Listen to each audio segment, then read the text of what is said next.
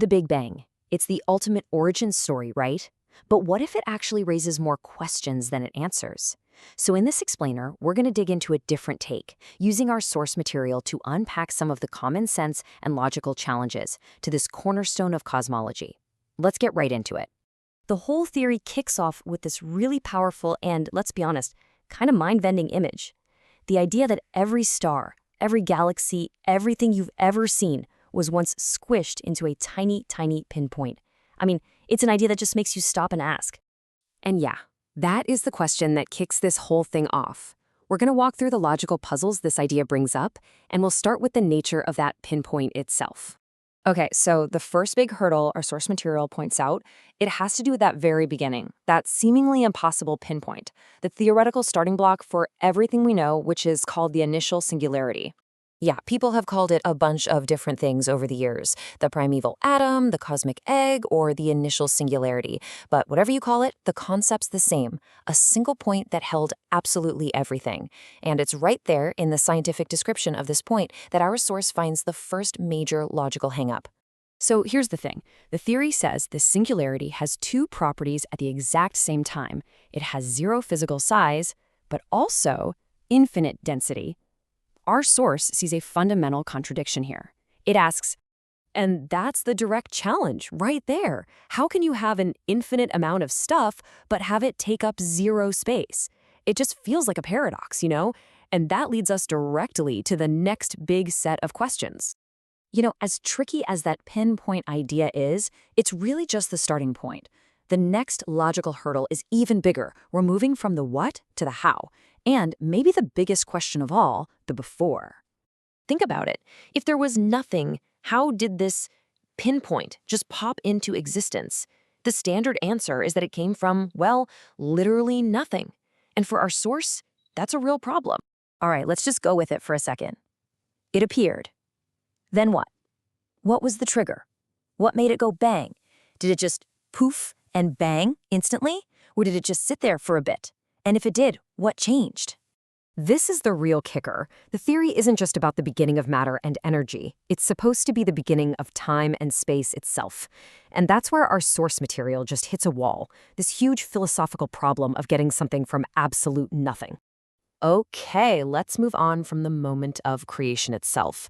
The next batch of questions is all about what happened right after, this idea of expansion. Yeah, this is a classic one, right? If the whole universe is expanding, what is it expanding into?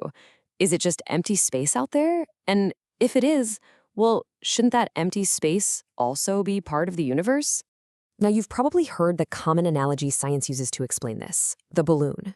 The idea is that our universe is just the surface of the balloon. So as it blows up, the dots, those are the galaxies, they all move away from each other. But see, the surface itself isn't expanding into anything. The fabric of space is the thing that's stretching. It's a pretty smart way to get your head around a 3D expansion without needing an outside. But our source material basically says, hold on a second.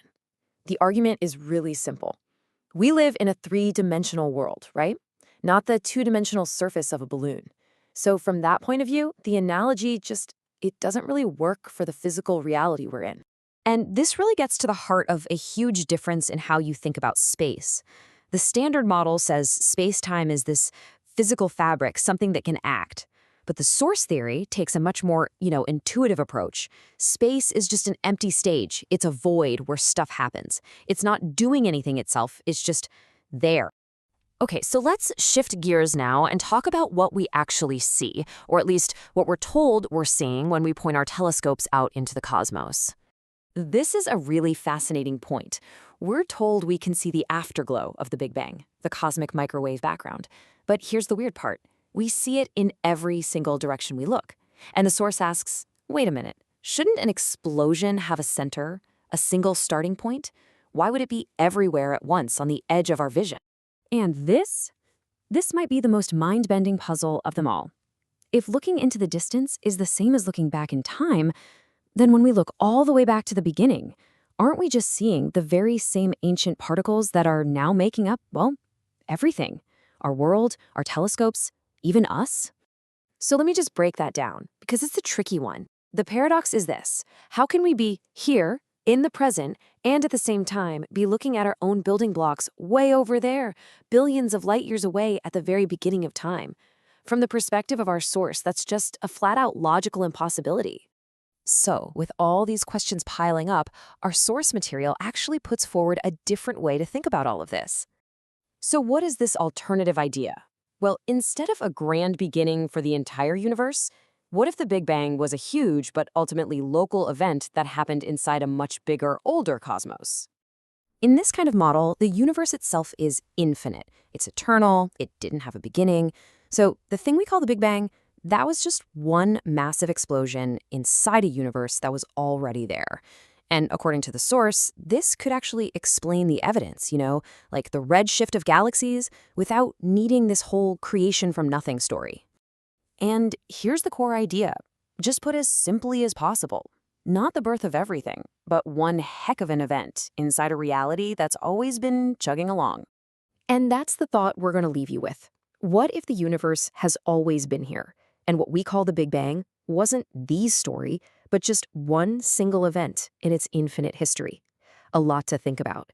Thanks for joining us for this explainer.